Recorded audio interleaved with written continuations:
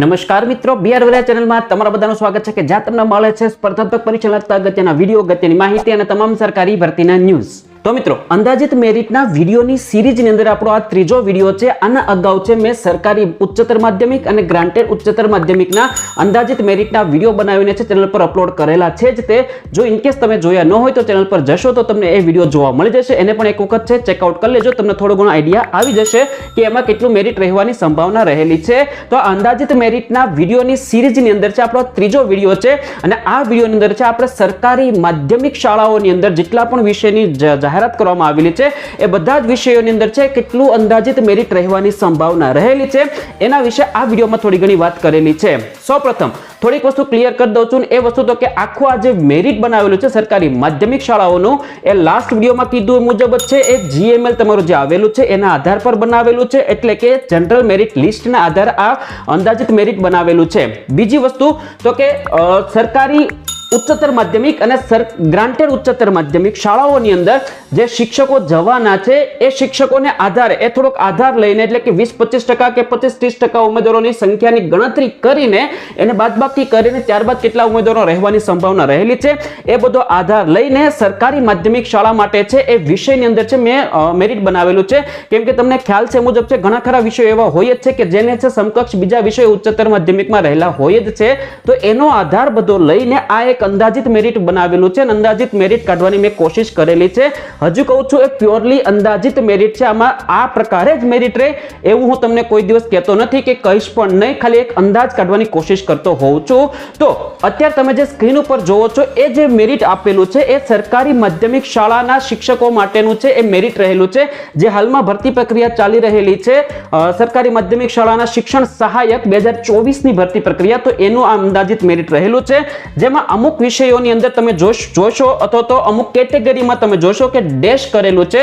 તો એનો મતલબ સિમ્પલ એટલો સમજવો કે એ કેટેગરીની અંદર કાં જગ્યા નહીં હોય અથવા તો ઉમેદવારો નહીં હોય એને કારણે છે એ જગ્યાઓ મેં ડેશ કરેલી છે.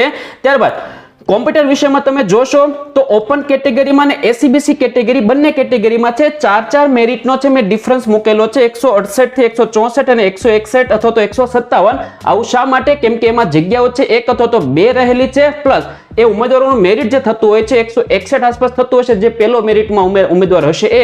પણ ઇનકેસ એ ઉમેદવાર જો મેરિટમાં જગ્યા નથી લેતો અને બીજાનો કોઈનો કદાચ વારો આવે છે તો એના પછીનો જે ઉમેદવાર રહેલો છે એનું મેરિટ 157 થાય છે. ઓપન કેટેગરીમાં પણ સેમ આ વસ્તુ છે, 164 આસપાસ મેરિટ બનવાની સંભાવના છે. એટલા માટે એમાં એટલો ડિફરન્સ રહેલો છે. બાકી બધાની અંદર છે ઓલમોસ્ટ આસપાસ મેં કરવાની કોશિશ કરેલી છે. જે સરકારી ઉચ્ચતર માધ્યમિક અને ગ્રાન્ટેડ ઉચ્ચતર માધ્યમિકની અંદર જે મેરિટમાં જે ઉમેદવારો જશે એવા ઘણા ખરા ઉમેદવારો 25-30% અથવા તો 20% જેવા ઉમેદવારો તો હશે જ તે કે જે આ સરકારી માધ્યમિકમાં પણ રિપીટ થતા હશે. એમનું પણ આમાં એને ફોર્મ ભરેલું હશે, જેમને કારણે છે એવા ઉમેદવારોની થોડી ઘણી છે ઉપર છેલ્લી ગણતરી કરેલી છે કે જેને કારણે છે સરકારી માધ્યમિક શાળાનું મેરિટ કેટલું રહે એનો એક અંદાજ કાઢવાની મેં કોશિશ કરેલી છે. જે અત્યારે તમે સ્ક્રીન ઉપર જોઈ લીધું એ મુજબ છે આ એક અંદાજિત મેરિટ છે. વારંવાર કહું છું એ મુજબ છે, હજી પણ કહું છું એ પ્યોરલી અંદાજિત મેરિટ છે. આ પ્રકારે મેરિટ રહે પણ ખરા અને ન પણ રહે, એક્ઝેક્ટ આ પ્રકારે રહેશે જ તે એવું હું તમને ક્યારેય કહેતો નથી. આ એક તમને ખાલી અંદાજ કાઢીને છે કોશિશ કરેલી હોય છે કે ઉમેદવારોને થોડો ઘણો હાશકારો રહે કે ચાલો એટલું મેરિટ થાય છે તો એટલું આવવાની સંભાવના રહેલી છે. બાકી તો તમારું જે ફાઇનલ મેરિટ લિસ્ટ આવે છે ત્યારબાદ જ તમને એક્ઝેક્ટ ખ્યાલ આવે છે કે તમારો વારો આવવાની સંભાવના રહે છે કે નથી રહેતી. બાકી તમે પણ તમારી જાતે છે થોડી ઘણી ગણતરી કરીને આ પ્રકારનો અંદાજ કાઢી શકો છો. તો બસ મિત્રો, આજ વખતે આપણે આજના વિડીયોની અંદર આશા રાખું છું કે જે અંદાજિત મેરિટ બનાવેલું છે તમને સારું લાગ્યું છે, એટલે કે વિડીયો તમને સારો લાગ્યો હશે. જો વિડીયો સારો લાગ્યો હોય તો વિડીયોને લાઈક કરી દેજો. બીજા મિત્રો સુધી માહિતી પહોંચવા માટે વિડીયોને શેર જરૂર કરી દેજો અને આવી જ માહિતી માટે, આવા જ કન્ટેન્ટ માટે મારી ચેનલ સબસ્ક્રાઇબ કરવાનું ભૂલતા નહીં. નીચે તમે જો સબસ્ક્રાઇબ બટન દેખાતું હશે સબસ્ક્રાઇબ કરી લો.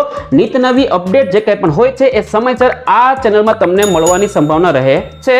અને નીચે પણ તમને એક ટેલિગ્રામ ચેનલ લિંક આપેલી છે, ટેલિગ્રામમાં પણ જોડી દેજો. ત્યાં પણ છે નાની નાની અપડેટ છે બધા આપવાની કોશિશ કરતા રહેતા હોય છે એટલા માટે. તો બસ મિત્રો, ત્યાં સુધી આવજો. ધન્યવાદ.